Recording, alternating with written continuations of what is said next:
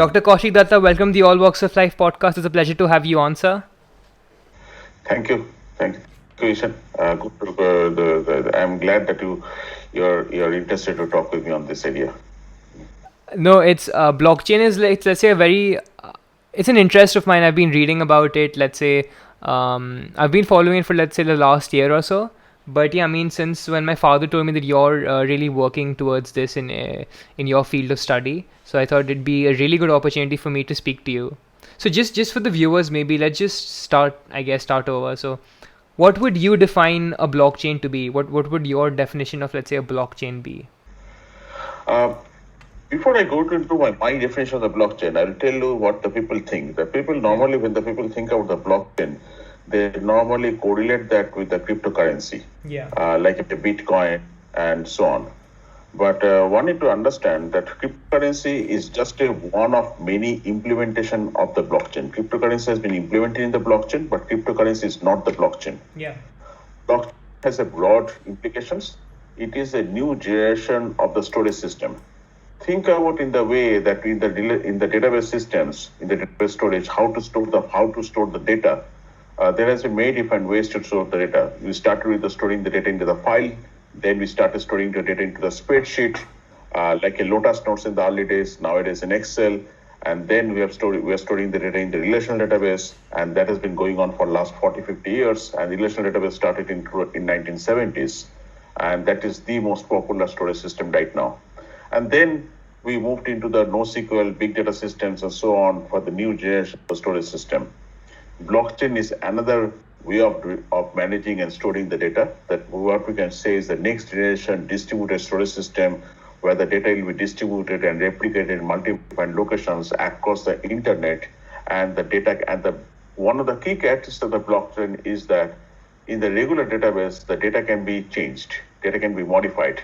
So, for example, you enter some record, and if someone has access right to the database, then someone can change the information that is stored in the database. But in the blockchain, that is practically impossible to do that. And that is the key thing of the blockchain. It is a immutable storage system where the data once entered cannot be changed. And that's why it is called ledger. Because think about in the accounting term, ledger basically means you're entering the transaction one by one. And in the ledger, you're not supposed to go back in the past date, and you're not supposed to change any transaction on the previous date. You can only add some entry to the ledger, and there should not be any cut, there should not be any deletion in the ledger. You can only add or append. The same thing in the blockchain. You can only add or append. You cannot remove or you cannot modify the past record. And that is enforced by a cryptological way, so that with the cryptography technology, so that the data is unchanged. And that is the biggest factor of the blockchain. So a couple of things. One is the replication. It is distributed. Replication means it is replicated in multiple different locations. Distribute, so it has if one of the database node fails or one of the geographical location is not accessible, then the information is accessible from somewhere else. It is distributed, means the information can be accessed from multiple different locations. And the third thing is the data is immutable, means data cannot be changed.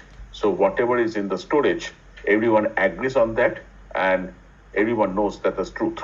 And there is no way to change the truth. No, that's very interesting when we talk about, let's say, the data that can be accessed from several different locations, when we put it that way. So do you think that helps in, let's say, in a way, securing or bringing a more sense of security to that particular sense of data? Then we can maybe move it down to cryptography or things like that, because there are more avenues of protecting that data. Am I approaching it in the right way, or is there another way of looking at this? I will not stress about the distributed, because the distributed nature of the data, the distributed replication already existed in the big data systems. Right. So the next generation of the relational data, after the relational database, there is a big data NoSQL database that you talk about. Those databases already supports the distributed nature and the replication across the geographical region. But in those databases, the data can be changed. The biggest factor that is unique about the blockchain is that data cannot be changed at all. And how the data cannot be changed that is enforced by the cryptographic logic. And not only that, if anyone enters the data into the system, then it is recorded that who is entering the data. So say, for example, you have an accounting record, and many times in the organizations, they spend enormous amount of time by reconciling the information across multiple sources. And if they goes back and forth, oh, this data is not right. Oh, it's not right. Then who entered this data? And it becomes very difficult task to find out. It takes a lot of effort, just manual effort. Oh, find out, okay, have you entered this data? Have you entered this data? Have you entered this data? Because this is not right. What is the right data? They go back and forth on those discussions. And that back and forth discussion happens in any supply chain, in any data that involves multiple organizations. Because say, for example, I dispatch you 5 iPad, and you tell at your end, okay, I got 4 iPad. So where is another iPad? It will be very impossible to find out even in the present world that, okay, where the other iPad went. Yeah. With the blockchain, that is completely identified because you can track in the system that, okay, where the iPad, where the other iPad is, and it did not move from that location because it is no one is being able to change the data. That is what is trustworthy, and that trustworthiness is come from the cryptographic logic. So I will not talk about. So don't think about typically the cryptography is a technology to encrypt the data. Right. But the encryption part in the blockchain is embedded. So that is not the most important part because encryption is there in many other databases also. Right. Encryption could have been there. And it is possible to encrypt the data in the NoSQL database. It is possible to encrypt the data in the database. That is already there. Right. But the unique thing is they're using this encryption to make sure the data cannot be changed, and if a new data is added, having a signature of the user who is changing the record. So for every record there is a signature. Yeah. So when you talk about, let's say, this aspect of the data cannot be changed and cryptographic logic as it is this what you relate to, let's say, the Byzantine generals problem, or is that a separate different issue when we're only looking at, let's say, cryptographic functions or hash functions as they're often talked about? So are they two separate things when we're looking at it, or does it play a role in this?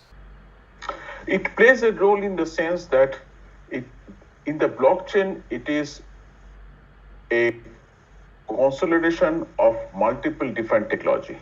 So it's a consolidation of the distributed database technology. Yeah.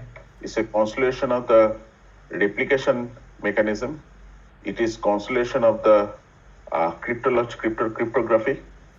It is the consolidation of the single sign-on or sign-on authority, like who verifying the signature. Let's say, for example, when you are submitting, when you on the website, so for example, you see that it is signed by the VeriSign, or you say sometimes on the website it comes back if you access a non-signed website, then they will say this website is not verified, those kind of things. So there's verifiable information. All this technology existed in an isolated way, and all this technology has been combined together, and the best of this technology has been combined together to develop the blockchain system. Right. So it's a convolution of multiple different technology. You can think of in that way. No, that's great. So, and you said that, let's say, cryptography can be associated with the blockchain, but blockchain is much bigger than that. You can associate many different functions with blockchain. So how would you, let's say? Yes, cryptography is just one Yeah. part of blockchain. No, it is not a blockchain. Yeah. So let's talk about cryptography, because I guess that's where most of the interest lies in today's world, and how, let's say, we are using cryptocurrencies in our transactions in the real world.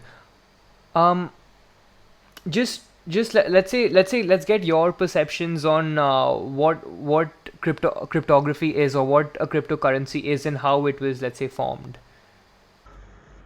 Cryptography and cryptocurrency are two different things.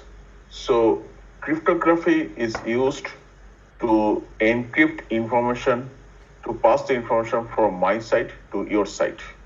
And there is a symmetric and asymmetric cryptography. Symmetric cryptography means that you and I, both of us know the same key, and I lock the data with my key, and you have the same key, and you unlock the data with the same key. So that is the symmetric cryptography. Now, the problem with the symmetric cryptography is that if the key is accessible by anyone, say for example, your friend got access to the key, then your friend can also open it. So that is the problem with the symmetric cryptography. But the asymmetric cryptography, the way it works is I decrypt, I lock the data with my key, and then you unlock the data with your key. So that is the asymmetric. So the key that is with you is unique to you, and you are not supposed to share that with anyone. You are not sharing with anyone. So it is tied up with your identity. Now, when I lock the data with my key, that has two purposes.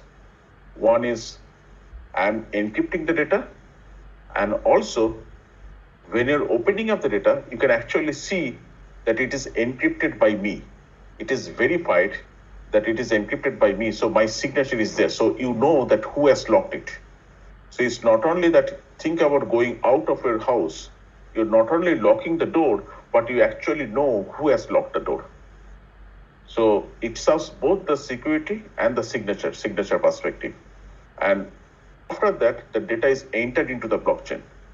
So when the data is entered in this form in the blockchain, you know the data is secure, you know the data is signed by the person who has entered the data, and the signature is verifiable.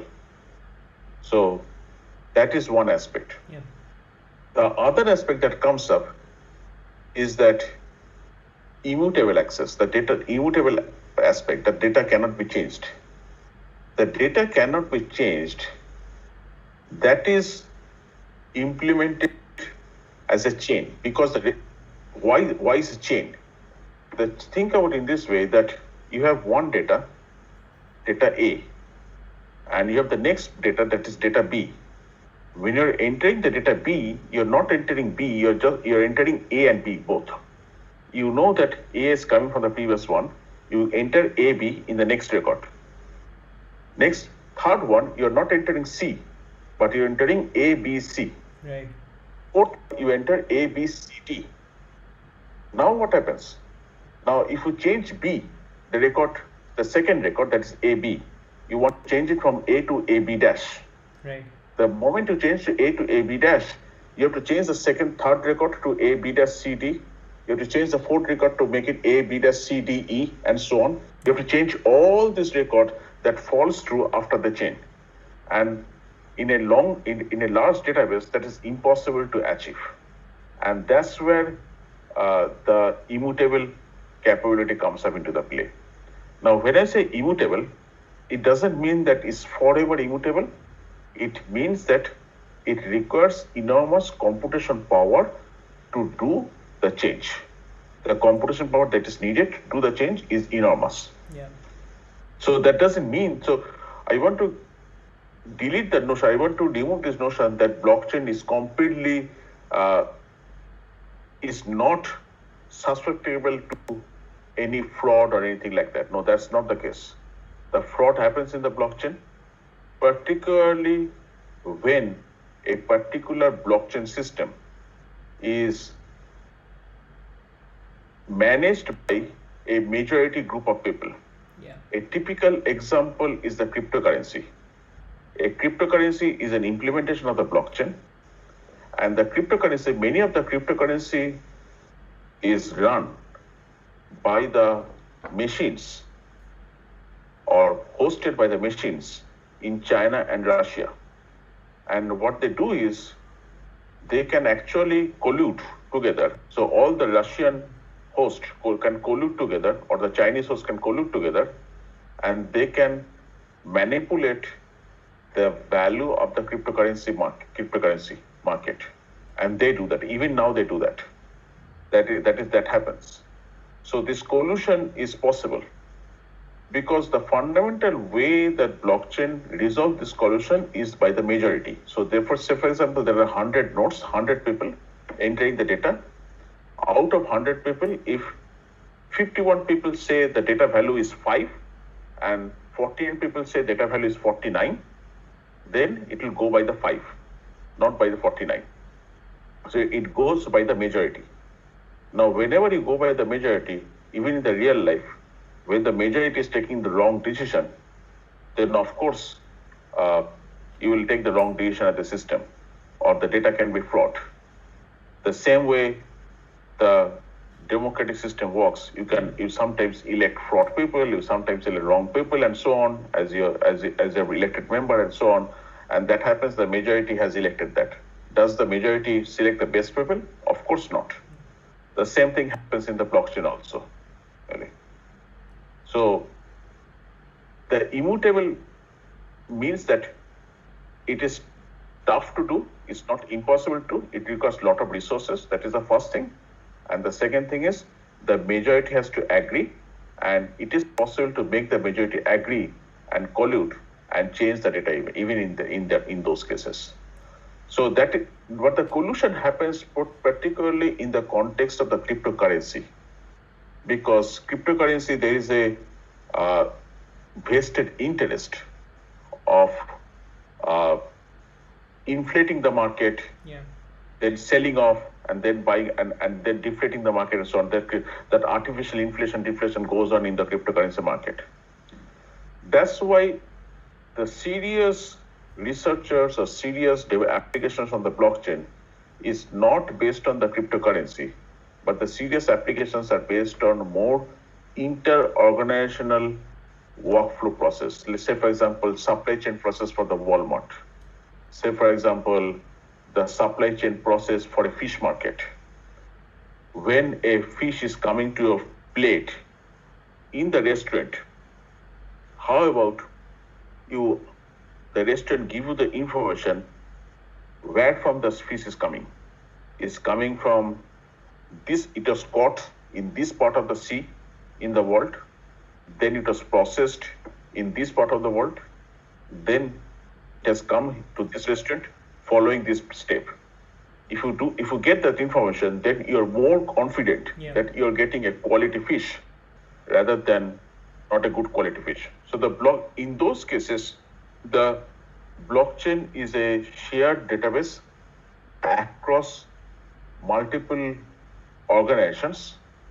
None of the organizations have the power to change or overpower the database and change the information, but it works on the basis of certain trust that at least majority of the organizations will not collude and modify the data. Because if they start colluding, then the market will crash. So at least in that form. So the rogue intention doesn't exist in the inter-organizational blockchain. And that's why the blockchain is secure in the inter-organizational communication, whereas the rogue aspect exists in the cryptocurrency. And that's why, at least in my personal view, the blockchain is not secure the way people think in the world of the cryptocurrency.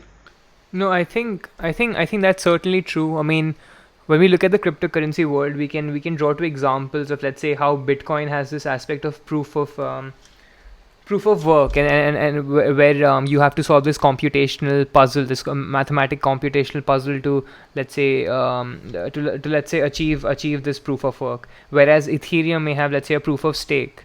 So yeah, I think that does play into it, and I think what are your general thoughts around these aspects of, let's say, cryptocurrencies, proof of work and proof of stake? See, both the proof of work and the proof of work is the computational aspect. Yeah. You're creating a barrier to entry, and proof of stake is by the majority vote. Yeah. So these are the two aspects, and both the aspect I talked in last few minutes is that in both the cases it is possible to collude. It's not that you cannot collude. Even in the proof of work, where you have to do a very complex computation to create a new cryptocurrency node or cryptocurrency block, even in that cases, it is possible to collude by incorporating multiple computers, and throwing out enormous resource. So essentially, whoever has the money to buy the hardware, they can, in the proof of work concept, they can dominate the blockchain environment. Yeah. So if you put thousands of computers into the blockchain system, you can actually jeopardize the whole cryptocurrency system, and that has happened. Yeah. And in the proof of stake is to go by the majority. So nothing is foolproof. My point is nothing is the foolproof. So the people think that cryptocurrency is a foolproof system, is nothing is foolproof. Yeah. And in that aspect, I will caution, because particularly in the Indian context or in many other country contexts, they are thinking of having a cryptocurrency equivalence of their federal money. That is okay as long as the country is controlling that.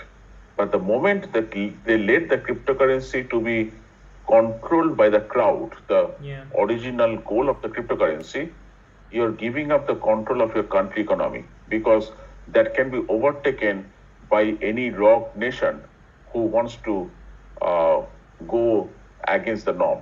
It is definitely possible. That's why it's not completely secure. Yeah, I think that is true. But when we, let's say, talk about this sort of computational power that is required in solving, let's say, proof of work with these computational puzzles that are put out, what are your thoughts on, let's say, if there is an advancement in, let's say, quantum computing? How much of a leap do you think that will take? And do you think that, let's say, as you mentioned in your examples of, let's say, China and Russia having these mining stations in their countries where they are, let's say, mining Bitcoin, but do you think if there are a few handpicked countries in the world who have access to quantum computing before the others, they will have a giant leap when it comes to cryptocurrencies than the other countries in the world?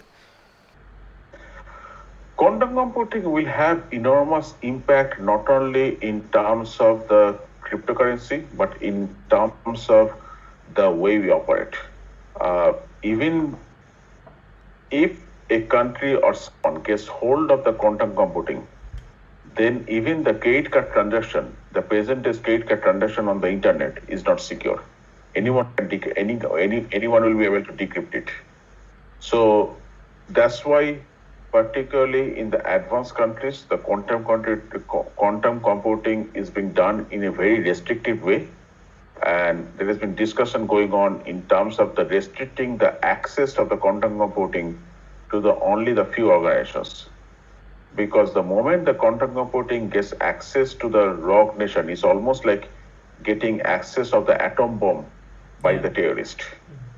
So if the terrorists get the access to the atom bomb, then anything can happen. Right. The same thing as the quantum computing is exactly equivalent. Right. So you touched upon, let's say, that some people in the general public who aren't, let's say, researching blockchain technologies and who aren't researching cryptocurrencies have this false perception about cryptocurrencies, that they are, let's say, a very safe alternative to, let's say, money in that sense, rather hard cash money or money that we store in banks. But okay, you have pointed out that it may not be as safe as we are looking at in the general public. But where do you see the future of cryptocurrencies? Do you think that it has a future of becoming, let's say, the one sole currency that the world adopts? Let's say, be it Bitcoin, be it Ethereum, or any of these cryptocurrencies? Or do you think that we will still stick to the stable currencies that are there in the world? Okay, excellent question. This is actually more to do with the economics than to do with the technology. The reason the one currency across the whole world will not work is because the currency allows the government to control the economy. I'll give an example. Say, for example, after the recent COVID-19 situation, the US government put up $2 trillion. And if you think about the $2 trillion, the China's GDP, the annual gross product, is $10 trillion. Yeah. So US government just put like a 1/5 of the China's GDP equivalent to the currency into the economy single day. And how they can do that? They can do that only because they are printing money. And why they're being able to printing money? Because they're being able to print money because what happened around, I believe around 1960s or maybe early 1970s is that US government actually decoupled the US dollar from the gold. Previously, all the currency used to be tied up with the gold. If a currency is tied up with the gold, then the country doesn't have the flexibility of controlling the economy, because the moment you have to create a new currency to $2 trillion, then you have to find the $2 trillion gold. Where will you find the $2 trillion gold? You will not find it. So this aspect is very difficult for a country to give up. And that's why it is difficult to imagine that a single currency will dominate the whole world and replace the US dollar or euro or any other stable currency around the market. Whereas there are use of the blockchain, use of the cryptocurrency in the economy where the situation is unstable. Like say for example, Venezuela, where the inflation is 200%, 300%. Inflation 200%, 300% basically means that you went to a grocery store, bread is $1. Next day you go to the grocery store, bread is $5. 10 days later, the bread is $100. If you go into that kind of inflation, then you cannot trust your currency at all, because you don't have the value of holding that currency, because the currency is losing its value. In those cases, what is the currency that the country can hold of?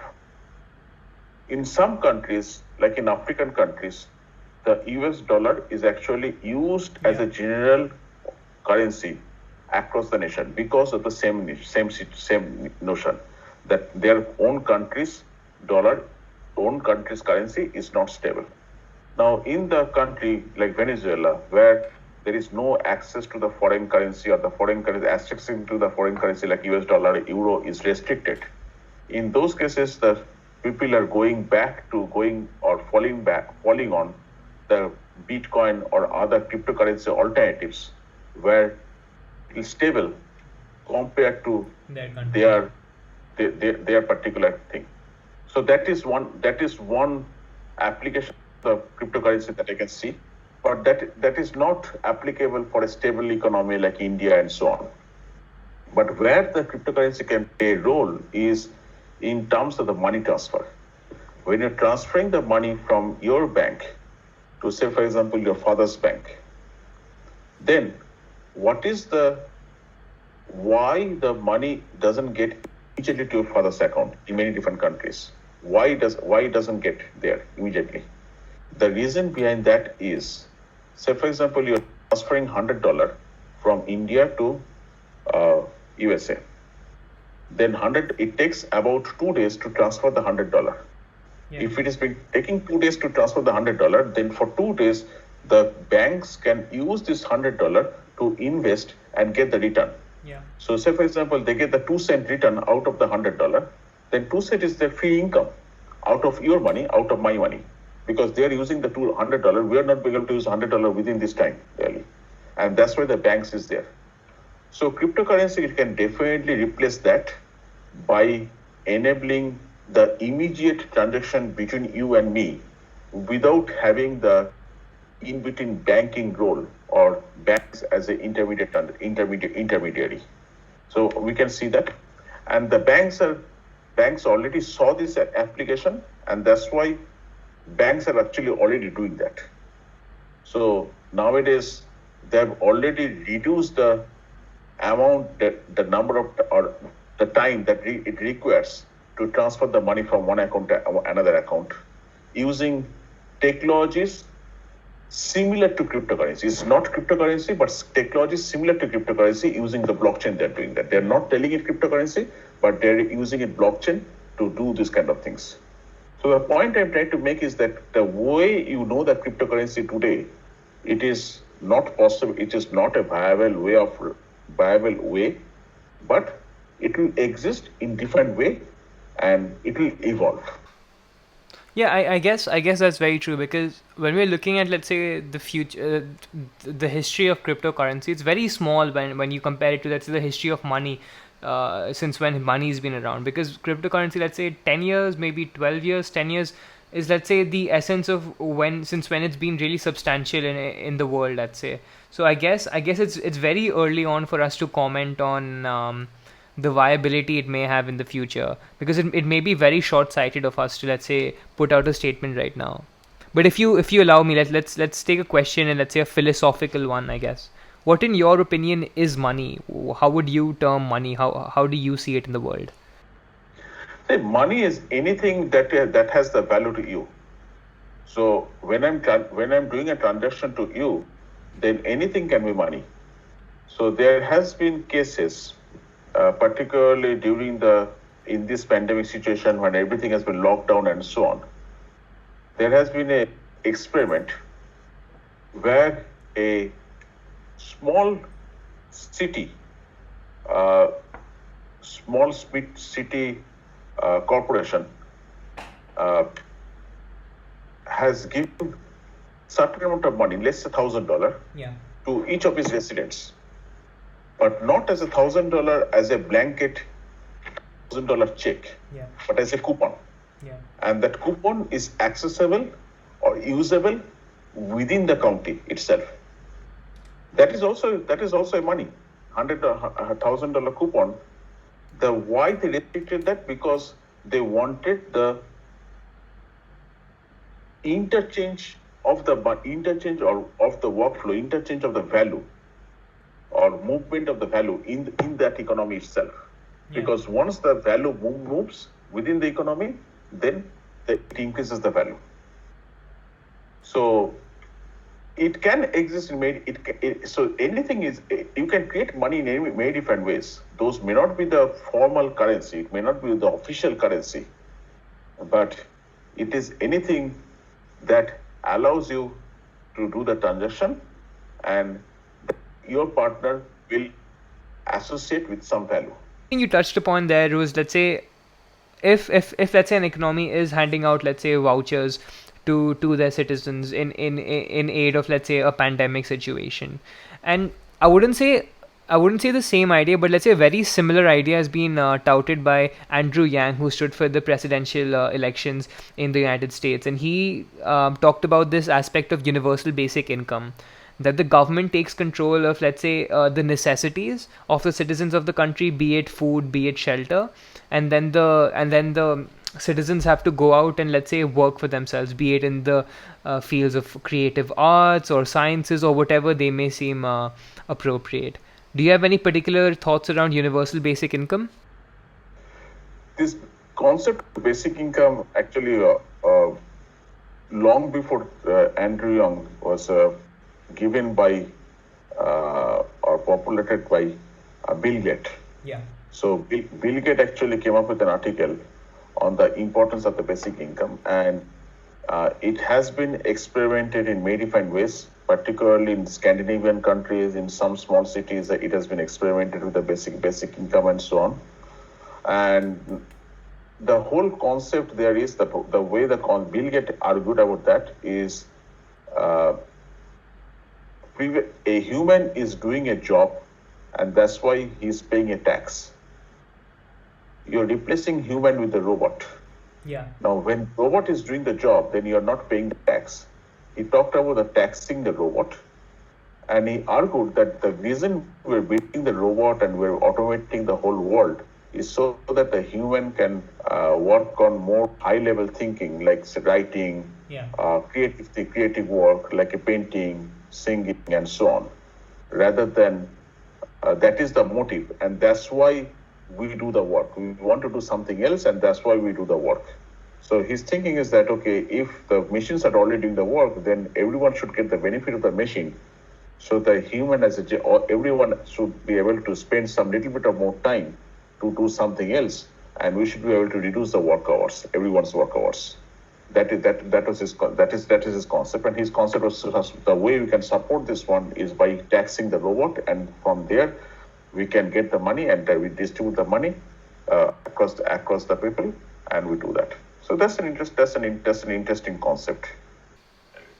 Do you think eventually with the prominence of artificial intelligence that will become not only a concept but a reality in let's say Western society and then other societies around the world?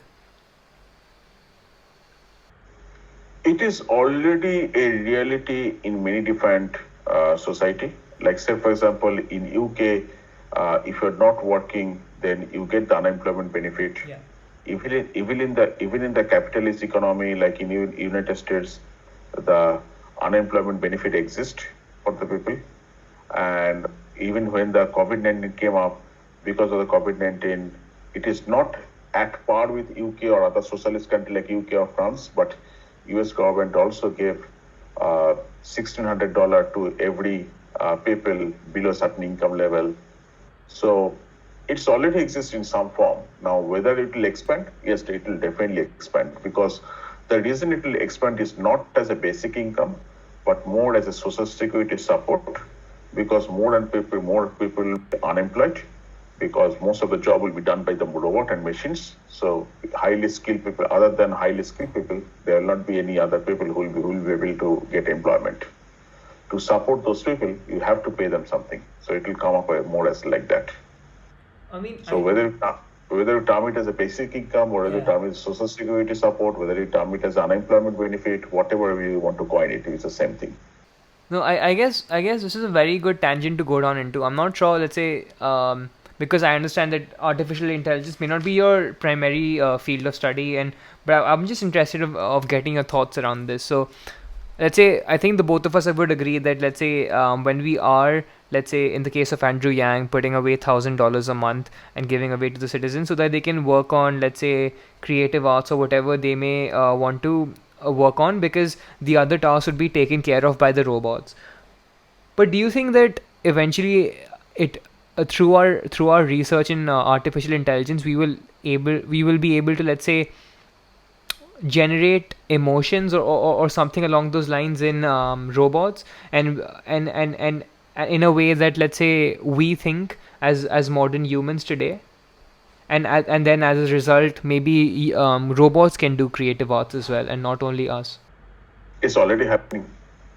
There has been cases where, or it's already happening in the research lab and so on. There has been cases where the robot has drawn painting. So that painting has been there. There has been a case where two robots started communicating between each other in a language that they understood, only they understood, but the human could not understand, and that's why the Google stopped that experiment. So it has been cases like that.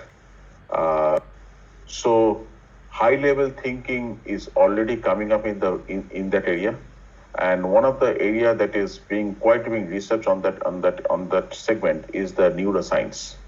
So neuroscience and the computing is merging together, Yeah. and that's where I'll come back to the quantum computing, because in the main challenge of all those things is that the amount of computational power needed is not possible by the existing silicon-based technology. So we need a next leap in terms of the technology that will be the quantum computing, and that will allow us, once that comes up, then all these possibilities will become a more reality than a dream.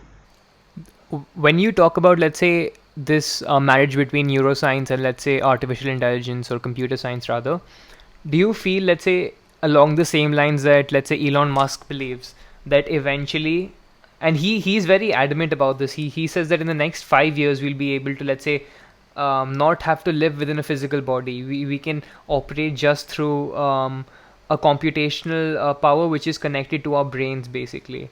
Are you very much along that line of what Elon Musk believes in, or do you genuinely feel it will take a lot more time because the brain is something that we still have to understand properly? I think 5 years is too aggressive. I don't think 5 years you will see that, but probably when you'll come to my age, probably probably that's the time you can realize that. But think, because I look at from the perspective of the application of the internet, because when I was you at your age, at that time the browser just came up, and at your age we started uh, looking at the internet, a very primitive internet, with uh, even not like this kind of browser, with a mostly text-based browser and so on. And from there, coming to this stage where we're actually doing the video conferencing and everything, doing everything, and looking at the movie over the internet, doing everything over the internet. It Yeah. took almost like a 25 to 30 years. Right. So if you look at from that perspective, that how long it takes for the technology to be broadly applied, I think it will be at least 25 to 30 years before it can be like a broadly used. Yes, there will be isolated cases, isolated product that will come up and so on. Maybe Tesla will have something example product in their lab, but will that be easily accessible by everyone? The answer is no. Right. And even if you look at the computing technology, the same thing has happened. The computer, the first computing, like a electric computer, we talk about the not mechanical computer, but the electric computer was developed by Alan Turing during World War II. Yeah. And if you look at that, was the first time the computer was used to decode the messages that are being Enigma. passed between the German ships. Yeah. Replicate the same environment in terms of what we're discussing earlier time, like the advantage that the computing power gave to the UK to decode the message between the German ships to win the war, or to win the World War A against Hitler. The same thing will happen with the quantum computing. Quantum computing will enable the decode of the message, the basic encrypting technology and so on that is being used, 128 bit, 256 bit, whatever the bit number is, basic encrypting technology being used in the blockchain or any other communication medium. And that can be used to win the next generation of the war. And if you look at the timing, from the timing perspective, when the Alan Turing developed this electric computer, and from there, when the computer was actually used in commercial form and became popular across the organization, across the people, it took around almost 30 years. So World War II is around 1940. The computer was becoming popular in the organizations around 1970, 1980, around that time frame. Yeah. When the reservation systems and a lot of other government systems started using computer to manage their business. So, looking from that perspective, if you think about if you just translate that into the present world and map it to the quantum computing, you will see the same scenario. Because to happen all those things, first the computation power needs to be increased, and that's where the quantum computing, and once that comes up, then that will probably win the next generation of the cyber war, and that will probably change the world landscape, and then gradually it will be incorporated into the business and so on, and new generation of the things will come up.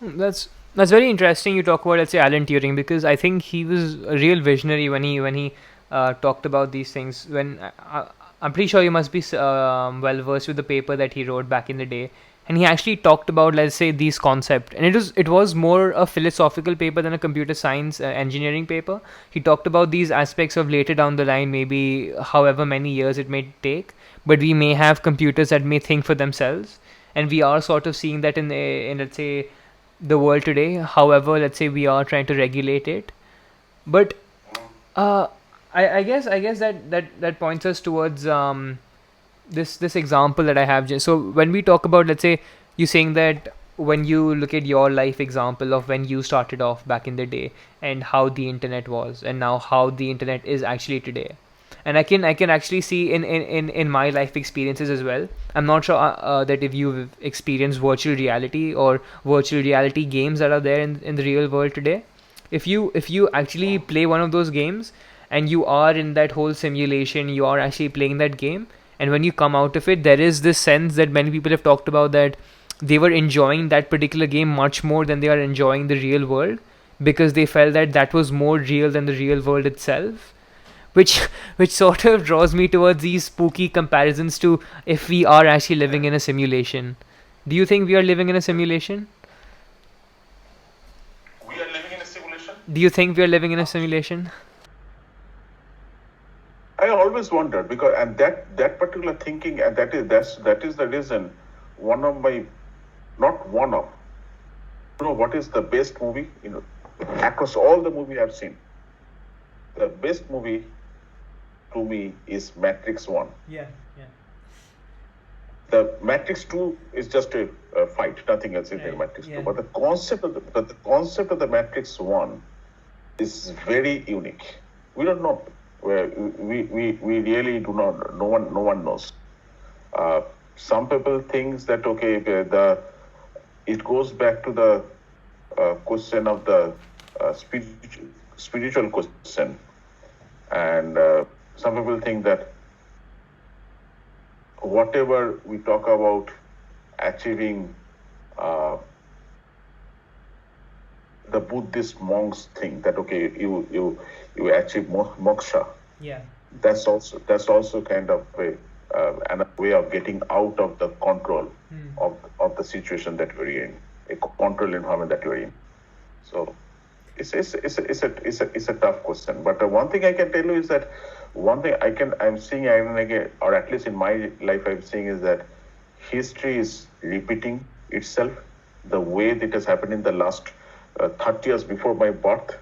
The exact same thing repeated in my 30 years of professional life, and the same thing repeat in the next 30 years of your professional life. I can see that transition.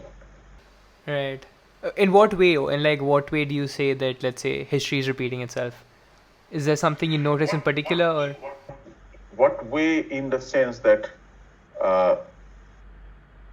when we started communicating with the people, we started communicating mostly in the writing and in the verbally. Yeah. Now the most of the communication happens by typing, Right.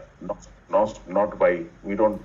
I have forgotten when I wrote with a piece of pen and paper anymore. Really. So that has already changed. The next generation, probably when you come to my age, probably you will not even write. You will probably think, and the word will be written. So that and I can see that that's happening, because once you have the brain connected with your computer, then the brain can identify that, the computer in the brain can identify what you're thinking, and the appropriate task will be written. So just a human-computer interaction will change in that form.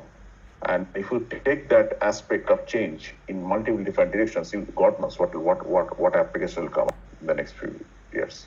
Well, that's very interesting. Like when we circling back to this whole concept of having a brain and a computer connected, and this brings me to this question of, let's say, consciousness.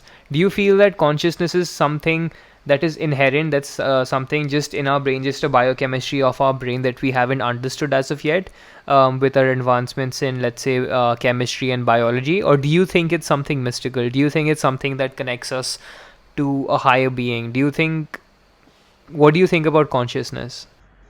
It's already being I'm not an expert on this one, the consciousness, but there is a lot of research going on in terms of in the overlay area of the psychology and the neuroscience and the computing area. So it's a combination of all those things. People are trying to understand the consciousness from the physical phenomena, that what is happening in the brain in the terms of physical phenomena, and trying to replicate that in the computer, so that the computing power can also have the same thing.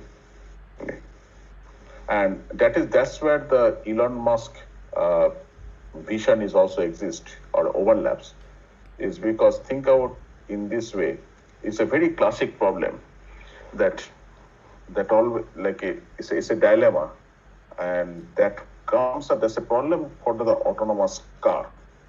Now, a car is running on the road, or moving on the road, and uh, a old man with a wheelchair comes up on the road, and there is on the other side there is five young guys uh, on the road.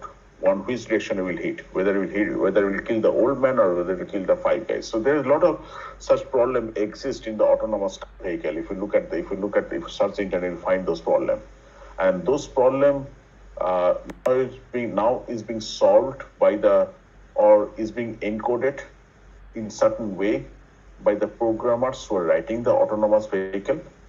But ideally, that should not be the case, because those decisions should be dependent on the person and the person's consciousness. I as a person may think old man is already at the end of the life, so I would rather kill the old man and save the five young guys. So it depends on the value system, individual value system. It depends on the individual consciousness and so on. Now, if you want to embed this individual value system, individual consciousness in the decisions that the machine is taking, where the machine is doing the work for you, then your consciousness and your value has to be embedded into the machine, or somehow your brain has to be connected with the computer, so that the consciousness and the value system can be transferred from your brain to the computer, so that the computer can take the decision based on your value system, not the value system of some certain programmer or certain organization who has developed the software. So that's why the lot of research is going on that direction. It again goes back to the human-computer connection, that how the human will connect to the computer. No, I think that's very true, because let's say back in the day we had these Greek philosophers who were arguing about, let's say, the thought experiment that you just put forward about, let's say, an old man and five young guys on the other side of the road. I think these were decisions that, let's say, Greek philosophers used to talk about. Now, in this day and age, with the advancements of, let's say, artificial intelligence and how we are, let's say, with the examples of Tesla, there are engineers who have to, let's say, tackle these issues. And I think that, yeah, I think we just aren't we just we just can't, let's say, have a computer right now take decisions on the behalf of, let's say, the driver or the person who actually owns that particular car. I think that's something that we still have to tackle on. But let's look at, let's say, business analytics, because that's also a field of study that you're actually teaching at South Florida. So how important do you think that in the world of data science, business analytics is in understanding a business organization, or how even a business can even take an advantage, a marginal advantage in society, in understanding, let's say, a consumer base or anything along those lines? Data is what we talk about. Is the data is the oil. Yeah. Data is the next oil. So whoever has the data, they can take the decision more accurately. Previously, decision is to be taken mostly intuitively. Now, if you take the decision based on what has happened historically, then your decisions are mostly will be accurate. So that's why it's quite important, and because the data itself will help you to learn. Yeah.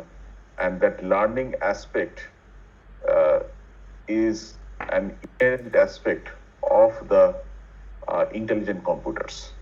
Has to be the inherent aspect of computer, like the thing that we talked about, the learning your value, learning your consciousness, all the things is learning. Yeah. Someone has to learn that what is you have developed your value and the consciousness and all those things from your parents. Whatever value they had, whatever value consciousness they have, you have actually learned from them, and you have personalized that to certain extent to your level, and then you are carrying on your life. The same thing will happen with the computer also.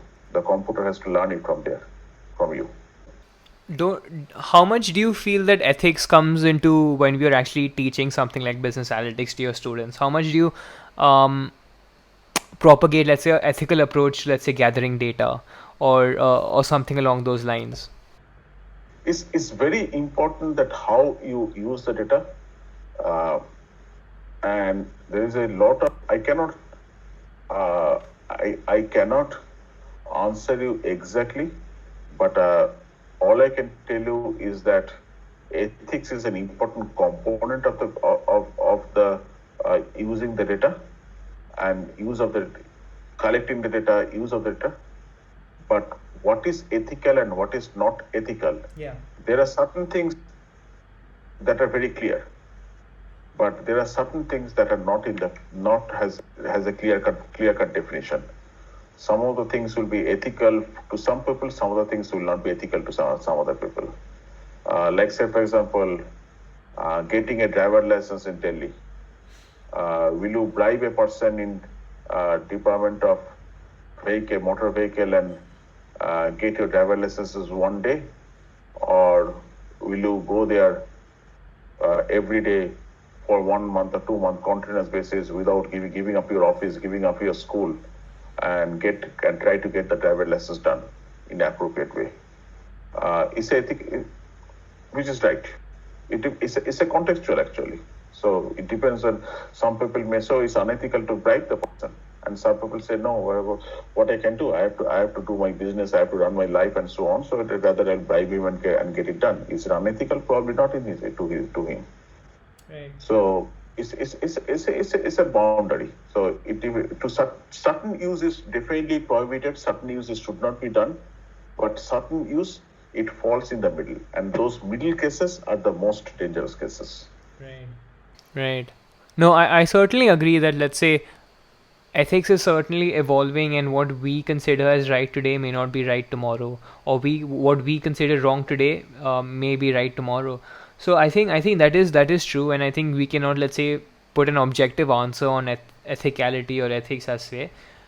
But how much do you feel it is important when you are teaching something like business analytics to your students, that they have to understand that data is so powerful in the modern world, that it has aspects of, let's say, controlling our decisions that we take in our day-to-day lives, be it scrolling through our Instagram's feed, or through or our Facebook feed, or just searching anything on Google which suggests certain items that come up, which influences the decisions we make during the day, in the way we act, in the way we shop, in the way we eat.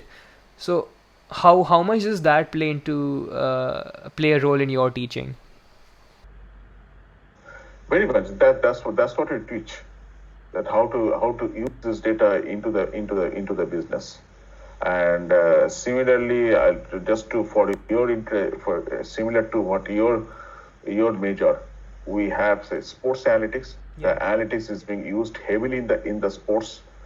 There has been data on how much a particular basketball player can rise, can jump to perform well in a particular game. There are a lot of analytics, lot of data collection analytics goes into the sports level, in the sports analytics field. There is another aspect that is coming up very in a big way. It is the esports. Esports is an area that we focus in our college. We host a esports conference where we got some kids who are multi-millionaires by just playing the virtual games. They are the next Athletes, big players like Sachin Tendulkar and so on in those games. There's a lot of analytics. They apply a lot of analytics. So analytics is everywhere. No, for sure. Like, speaking from my interest in sports as well, I support Liverpool, as you were talking about just before the call, and I think how Liverpool have been so successful over the last few years is through big data, and using data in their recruitment, in their player recruitment, staff recruitment, in the way they analyze teams. So I feel it's only going to be time, if not already, that teams have already started to use data in the way they operate. So yeah, I certainly feel that's true. I actually forgot what I was actually going to ask you, but I guess we've just done above more than an hour here. It was great pleasure speaking to you, Kaushik Da. Anything you'd like to plug before we end the call here? Anything you'd like to leave for the viewers where they can find your work, your social media handles, anything you'd want to tag? Feel free. But I will say that uh, typically people look for the big schools to look for some innovative things that is going on. But I'll say more than the big name, because big name school like a Harvard, MIT, they mostly play in the traditional way, play in the tradition role, whereas some of the innovative programs, innovative combination of the multiple discipline together and putting it together and creating a broad application is coming up actually in the smaller schools. Smaller schools. I'll say, give an example. Say, for example, in the USF, we partnered with one of the uh, big ice hockey team in Tampa. Has a very strong ice hockey team called Lightning, and we partner with the Lightning, and we manage their everything from ticket sale to the analytics for the sports, analytics for the athletes, and also the future recruitment, that whom to recruit for the next season or even 5 years down the road, or whom to recruit in the junior team and so on. So we are doing that quite heavily. So I will say that broaden your reach and look at many of the smaller schools, not so big name school, many of the small schools that they're doing some innovative work on these areas, on these marching areas. Right. No, no, thank you so much. I'm pretty sure that prospective students who are looking, let's say, at education in the US or even in Europe or India as well, I think they will definitely take that into consideration. But Kaushik, that was a pleasure speaking to you. I hope we can do this sometime in person when you're maybe in India. Yeah, yeah, yeah, for sure. Thank you for making out time. Thank you. See you sometime.